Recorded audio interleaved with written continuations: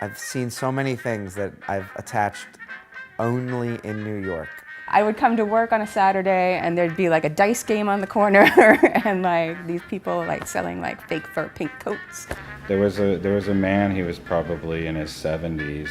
He was having a very animated conversation on the phone, on a payphone, which is not all that out of the ordinary, but he was totally stark naked. I had a taxi driver get into a very small fender bender with another taxi driver, and they fought each other in front of the two cabs, just in a fist fight for about a minute, got back into the cars, and continued on the trip like nothing had happened. This one clear voice rings out like midway through this confrontation.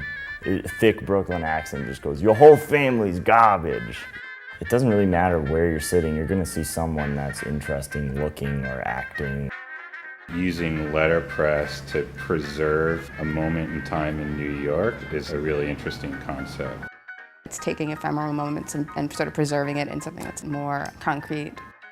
That's what's going to be exciting about this project, is those overheard little bits of intensity.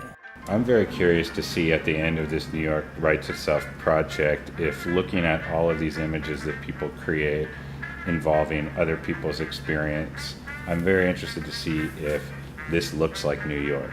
You know, it's not pretty and polished and perfect. It's New York. It's gonna sound like New York, for sure, right? Because I think there's something about the verbal play of like these little vignettes that people are submitting. It's like, oh yeah, that totally sounds like somebody walking down whatever avenue or street in New York. The essential element of the entire project is that it's real. I like the idea of taking something really ephemeral and preserving it in something that's so slow and so physical and so concrete. New Yorkers, in the end, they really do love the city.